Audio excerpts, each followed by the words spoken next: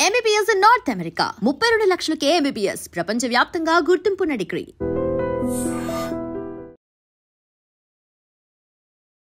Okay, దాని తర్వాత శ్రీకాకుళం వచ్చారు. శ్రీకాకుళం వచ్చాం. ఇక్కడ రాగానే మీకు ఛాలెంజ్ వచ్చింది.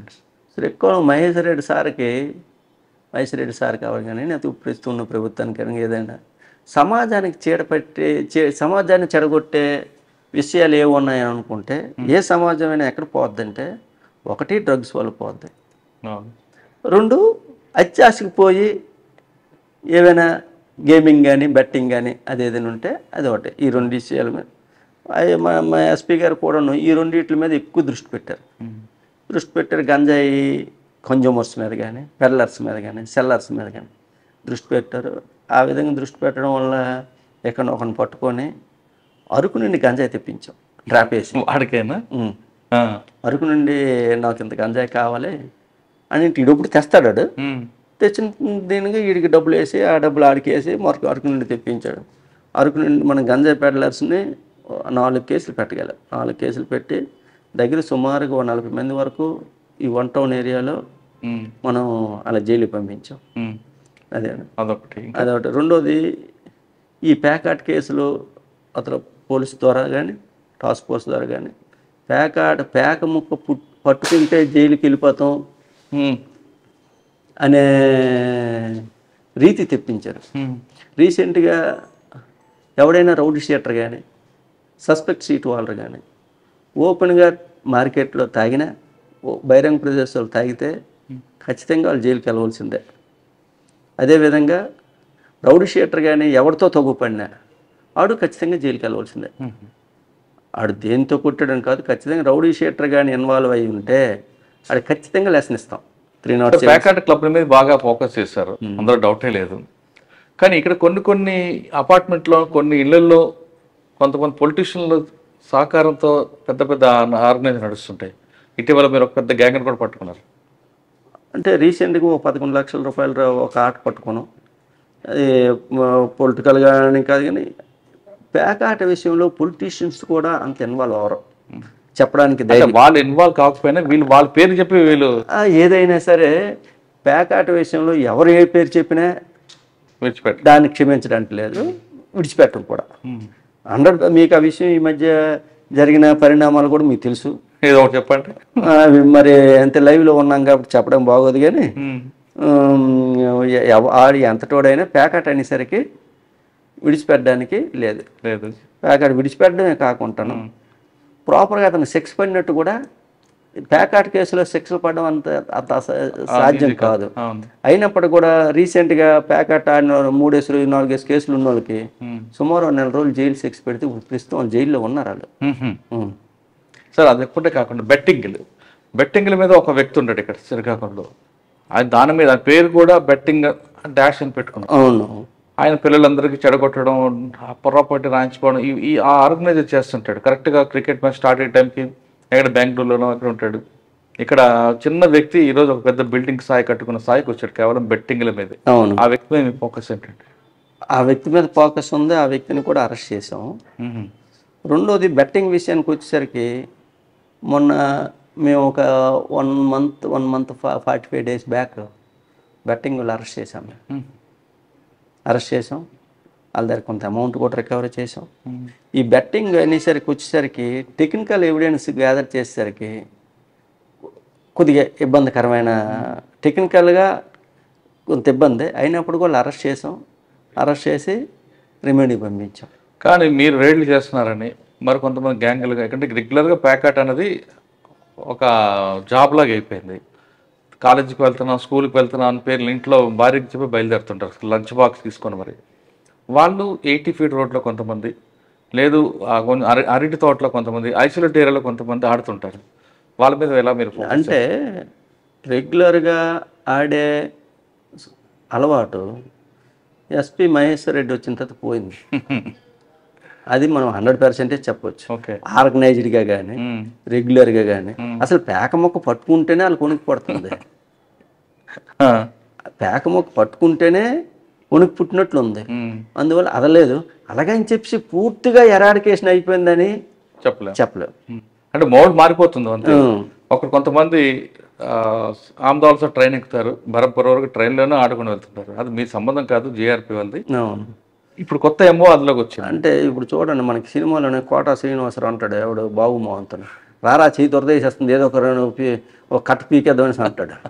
అలాగా ఆ టైప్ మనుషులు ఒక 100 మందికి 4 5 ఉండొచ్చు. వీళ్ళకి ప్యాక్ ముట్టుకోకపోతే నిద్ర పట్టదు, లేకపోతే ప్యాక్ ముట్టుకోకపోతే స్పరిశ తగలకపోతే ఆరోగ్యం బాగోదని వాళ్ళు ఎవరన్నా వాళ్ళు మరి బరంపురం వరకు. ఇక్కడ ఒక ఆచారం ఉంది, ఆచారం కాదు, అదొక అదేమంటే ఒక మూడ్లో తయారైపోయారు. భార్యలు కూడా సహకరిస్తుంటారు. ఇంట్లోంచి బయటికి వెళ్తున్నప్పుడు, ఎవరైనా ఆఫీస్కి వెళ్ళినప్పుడు భార్య ఏ విధంగా ఎదురొస్తుందో, ప్యాక్ ఆడడానికి వెళ్ళిన వాళ్ళకి భర్తలు వెళ్తుంటే భార్యలు కూడా ఎదురు రావడం. తర్వాత ఆ ఇల్లు ప్యాకలో గెలిచాడు అనుకోండి, గెలిస్తే వెంటనే కొంత 10% 20% భార్యకి ఇవ్వడం. ఇటువంటి ఆచారం కూడా జరుగుతుంటాయి. పొద్దున్న ఇంటికి బయటకు వెళ్తున్నప్పుడు లంచ్ బాక్స్ తీసుకుని వెళ్తుంటారు. ఎక్కడికంటే మా ఆయన ఆఫీస్కి అంటారు, లేదా కాలేజ్ అండ్ స్కూల్ అని దీనికి ఒక ముద్దు పేరు పెట్టుకుంటున్నారు. ఒక కోడ్ ఇది. అది వాట్సాప్ గ్రూప్ ఒకటి పెట్టుకోవడం, అందులో ఈరోజు కాలేజ్ ఉంది, అది అవ్వచ్చు, అదే దానికి ఛాన్స్ ఉంది. ఇంతకు ముందు అంటే ఎక్కడంటే పలానా దగ్గర అని చెప్పారు. అలా కాకుండా ఆల్ ఆఫ్ సడన్ ఏదో ప్లేస్ డిక్లేర్ చేస్తారు, వాడు వాట్సాప్లో మెసేజ్ పెడతారు. ఆ గ్రూప్ కూడాను ఎవరైతే ఉన్నారో సభ్యులు వాళ్ళకే తెలుస్తుంది. అందులో కూడా కోడ్ పెట్టుకున్నారు, కాలేజ్ స్కూల్. ఇవాళ కాలేజీలో లెక్చరర్ రారు అంటే అవును, అంటే అది ఒకటి. రెండోది, ఆడదాయి ముందుకు వస్తుంది అని అంటే, ముందుకు వచ్చి సాగనంపుతుందని అంటే అది కొంత మూర్ఖత్వం. ఇప్పుడు ఏ జోదగాడు కూడా ఓ సామెత కూడా ఉంది, జోదగాడు పిల్లడానికి డబ్బులు వస్తే జొంకాలు, లేకపోతే గుంకీలు అంటారు. ప్రతిరోజు జోదగాడు డబ్బులే వస్తాయి అనుకుంటే వాడు క్లబ్కే బెంగళూరు కానీ గోవా కానీ మార్చి అక్కడే ఒక ఇల్లు తీసుకొని అక్కడే రన్ చేసుకోండి, వస్తాయని నమ్మకం ఉంటే. దీనికి అలా చెప్పలేం. కానీ ఈ వాట్సాప్లో మెసేజ్ పెట్టుకొని ఆడడం ఒక ఇదైతే ఉంది. దాని మీద కూడా ఎస్పీ గారు చాలా సీరియస్గా దృష్టి పెడుతున్నారు. 100% అది 100 అంటే ఏ నేరాన్ని 100% మనం కంట్రోల్ చేయలేం, కానీ కనీసం 80 to 90% కానీ మనం కంట్రోల్ చేస్తే 60% చేసినా ఒక భయం ఉంటుంది. అయితే ఇక్కడ ఒక భయం ఏంటంటే, పేకాట ఆడితే జైలుకి వెళ్ళిపోతాం అని చెప్పేసి. నీకు 307లో కూడా 15, 14, 20 రోజుల కానీ జైలుకి వెళ్ళట్లేదు, కానీ పేకాట ఆడితే మాత్రం 40 రోజులు జైలుకి వెళ్ళిపోతాం.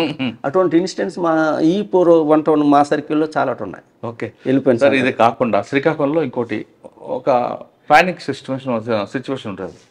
కొంతమంది ఈవినింగ్ పేపర్లు పెట్టుకొని వాళ్ళు బిజినెస్ మ్యాన్లే కానీ ఎవరినో ఏదో ఒక రకంగా బ్లాక్మెయిల్ చేయడం, వాళ్ళ మీద కూడా మీరు ఫోకస్ పెట్టారని తెలుస్తుంది. అంటే ఇక్కడ కొద్ది సోషల్ మీడియా ప్రభావం, చిన్న పేపర్ల ప్రభావం ఎక్కువ ఉంది. అలాగని చెప్పి ఎవరైనా అందరూ కాదు, కొంతమంది అంటున్నాను, జెన్యూన్ గా పనిచేసే ఉన్నారు, రాసే వాళ్ళు. వాళ్ళ అద్దుల ప్రకారంగా ఉన్నంత వరకు కూడాను ఎవరి స్వేచ్ఛని హరించడానికి ఏ వ్యక్తికి అధికారం లేదు. అలా కాకుండా ఏమైనా మిస్బిహేవ్ చేయడం, నేను పేపర్ అని చెప్పేసి అదర్ యాక్టివిటీస్ ఏమైనా స్టార్ట్ చేస్తే దాని మీద ఖచ్చితంగా ఎస్పీ గారు ఎవరిని ఉపేక్షించింది. దాని మీద శ్రీకాకుళం 2 టౌన్లో కేసు కట్టాం, 1 టౌన్లో కేసు కట్టాం. అటువంటిది ఏదైనా మా దృష్టికి వస్తే 100% కేసు కడతాం. అంటే పేపర్ వీళ్ళు సోషల్ మీడియా అని కాదు, ఏది వచ్చినా ఎవరు వచ్చినా ఖచ్చితంగా చేస్తాం. అదే దాని మీద కేసులు కూడా కట్టాం. మీకు మరి ఐడియా ఉందో లేదు కానీ మేము కేసు కట్టాం. 2 టౌన్లో కేసు కట్టారు, 2 టౌన్లో 2 కేసులు కట్టారు, మేము ఒక కేసు కట్టాం. ఏదైనా వస్తే 100% కూడా కేసు రిజిస్టర్ చేయడానికి సంకోచం లేదు, మొగమాటం లేదు. సార్, మీ పరిధిలో కొంచెం రౌడీజం ఒకప్పుడు మండల వీధి, దమ్మల వీధి, గూనపాలెం ఇవన్నీ ఒకప్పుడు రౌడీగా ఉండేది. ఇప్పుడు అదంతా రౌడీజం ఉందంటారా? ఈ రౌడీజాన్ని మన మహేష్ రెడ్డి సార్ వచ్చిన తర్వాత, లేకపోతే ఇంత ముందుగానే ఈ సారు ప్రతి సండే కౌన్సిలింగ్ చేస్తాను. కౌన్సిలింగ్ చేసినప్పుడు వాళ్ళకి యాక్చువల్ సిచ్యువేషన్ ఏంటో అది ఎక్స్ప్లెయిన్ చేస్తాను. రౌడీ షీటర్ కానీ ఏ కేసులో ఇన్వాల్వ్ అయినా వాడు ఖచ్చితంగా జైలుకి 100% వెళ్తాడు. అంటే వాడు తప్పు లేకపోయినా ఇన్వాల్వ్ అయ్యాడు, తప్పులు కాదు, ఇన్వాల్వ్ అయితే చాలు. మరి అంటే వీడు ఇన్వాల్వ్ అయ్యాడంటే దీన్ని అర్థం వీడి పని వీడు చేసుకోకుండా ఇంకోటితో ఇంకో కేసులు వీడు ఇన్వాల్వ్ అవడం ఏంటి? క్రైమ్. అది ఇన్వాల్వ్ అయ్యాడంటే వీడేదో మామూలు కారణం వీడిని ప్రధానంగా చూపిస్తారు, రౌడీ షీటర్ తలకు ఇన్వాల్వ్మెంట్ అని. అందువల్ల ఆ విధంగా చేస్తాను. రెండోది, ఓపెన్ ప్రదేశాల్లో డ్రింకింగ్ చేసి మాకు బహిరంగ ప్రదేశాల్లో తాగినా మాకు జైలు శిక్ష. మా రూరల్ సర్కిల్ వరకు వచ్చేసరికి బహిరంగ ప్రదేశాల్లో ఎవడైనా తాగితే తక్కువలో తక్కువ 15 రోజులు, ఎక్కువలో ఎక్కువ 1 నెల, ఎంత 4 రోజులు. అంటే నేను ఎందుకు తాగాను అని చెప్పేసి, తాగినప్పుడు ఆడికేటి గుర్తురాదు, కానీ తాగి వచ్చిన తర్వాత మా దగ్గరకు వచ్చి దొరికిపోతుంది కదా, మరస్నాడు తెలుస్తుంది నేను ఎందుకు తాగానని చెప్పేసి, బహిరంగ ప్రదేశంలో ఎందుకు తాగానని చెప్పేసి మరస్నాడు వచ్చినట్టు ఆడికి ఖచ్చితంగా గుణపాఠం చెప్తాం. దాంట్లో లేదు. ఓకే. ఫైనల్గా మీకు ఫైనల్ అంటే సైబర్ క్రైమ్ ఒకటి ఇక్కడికి వచ్చిన తర్వాత డిటెక్ట్ చేసాం. ఇక్కడ మీ దగ్గర? మా దగ్గర ఈ జిల్లాలో ఎవరు డిటెక్ట్ చేయలే. ఈ జిల్లాలు కానీ పక్కన జిల్లాలు కానీ. ఏంటండి సైబర్ క్రైమ్లో? అంటే ఇది ఎలాగంటే, ఇప్పుడు జనరల్గా మనం చెప్పుకుంటే మామూలు నేరం దొంగలు పట్టుకెళ్ళిపోయి ఓ 10 తులాలు 15 తులాలు బంగారం పోతే మొత్తం మండలం అంతా అలారమింగ్ సిస్టమ్, జిల్లా అంతా అలారమింగ్ అయిపోతుంది. వేరేజ్ దీనికి వచ్చేసరికి ఏదైతే ఈ సైబర్ క్రైమ్ ఉందో ఎన్ని లక్షల రూపాయలు పోయినా దీన్ని బయట పడట్లేదు. మీకు తెలుసో తెలియదు కానీ యావరేజ్ మన స్టేట్లో దొంగలు కొట్టిన ఆస్తి పర్ డే ఓ 25 లక్షలు ఉంటాయి. సైబర్ క్రైమ్ ద్వారా పోయిన ఆస్తి 1,50,00,000 ఉంటుంది. ఓన్లీ రిపోర్ట్ చేసినవే, రిపోర్ట్ చేయనివి కాదు, ఓన్లీ రిపోర్ట్ చేసినవి. అదేవిధంగా మన పోలీస్ స్టేషన్ వరకు వచ్చేసరికి ఒక లేడీని, ఆవిడ కూడా వెల్ సెటిల్డ్ ఆఫీసర్,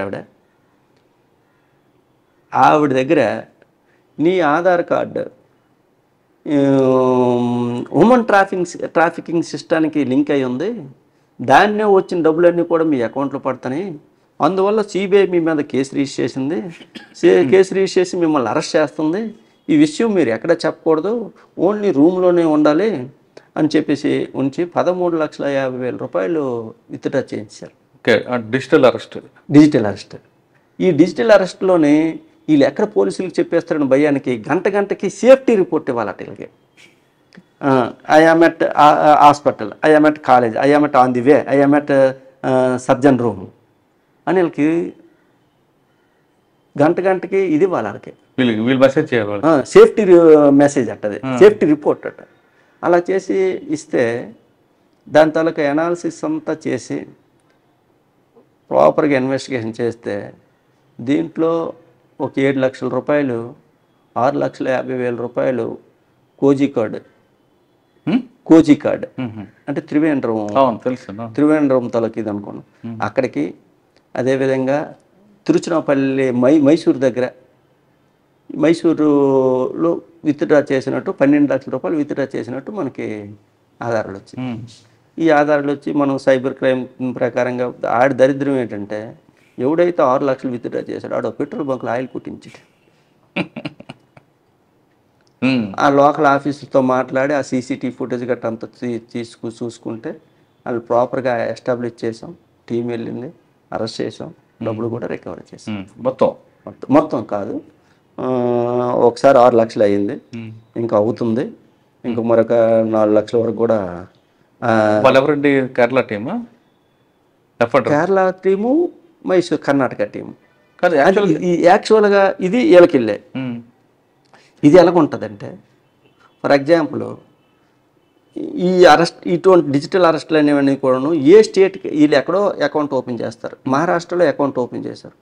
మహారాష్ట్రలో అకౌంట్ ఓపెన్ చేసిన తర్వాత జగ్గంపేటకి ట్రాన్స్ఫర్ చేశారు.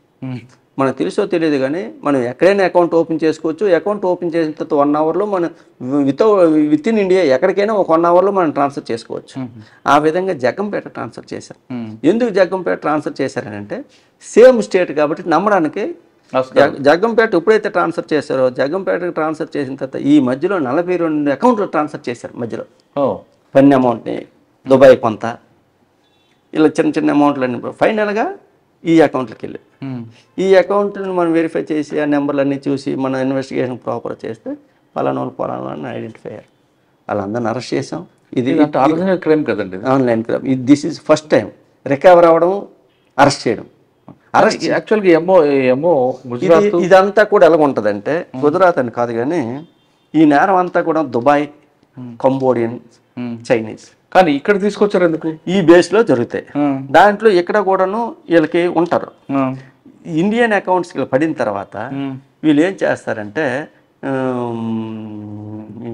క్రిప్టో కరెన్సీ కింద మారుస్తారు. ఈ విధంగా దొంగ సొమ్ము అంతా కూడా వైట్ సొమ్ముగా మార్చుకొని క్రిప్టో కరెన్సీ రూపంలో వెళ్తారు. సరే వీళ్ళు పట్టుకొచ్చారు కదా, పట్టుకొచ్చాక మీ స్టైల్లో మాట్లాడారు.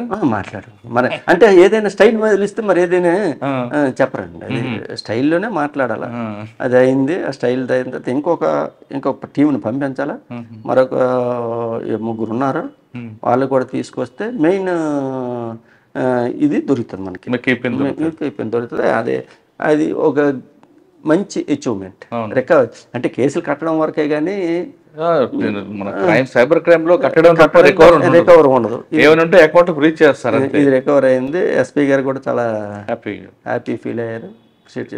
ఎస్పీ గారు కూడా దీంట్లో ఏం చేస్తారో మాకు తెలియదు, ఖచ్చితంగా ఇది డిటెక్ట్ అవ్వాలనే ఎస్పీ గారు ప్రోత్సాహం ఎక్కువ. ఎస్పీ గారు ఇక్కడ నుండి ఒక వెహికల్ ఇచ్చారు. వెహికల్ ఇచ్చి అంటే ఈ సైబర్ క్రైమ్ కేసులు జరగడానికి ఏంటంటే ఎక్స్పెండిచర్ ఎక్కువ అయిపోద్ది. ఎక్కడో ఉంటాడు, మామూలుగా అయితే తీసుకురాలేము. అరెస్ట్ చేసి తీసుకొస్తే రికవరీ ఉండదు, అరెస్ట్ చేయకపోతే ఇల్లీగల్ డిటెన్షన్ అవుతుంది, కాంప్లికేషన్స్ కూడా ఎక్కువ ఉంటాయి. లీగల్గా చేయాలి, ఇల్లీగల్ పనులు చేయాల్సి వస్తుంది. iDreams, this police diaries is something very, very valuable towards that. I must really appreciate Murali, your insights. iDreams founder and CEO Chinna Vasudev Reddy gartoni Muralidhar crime stories చాలా famous అయిపోయినావు.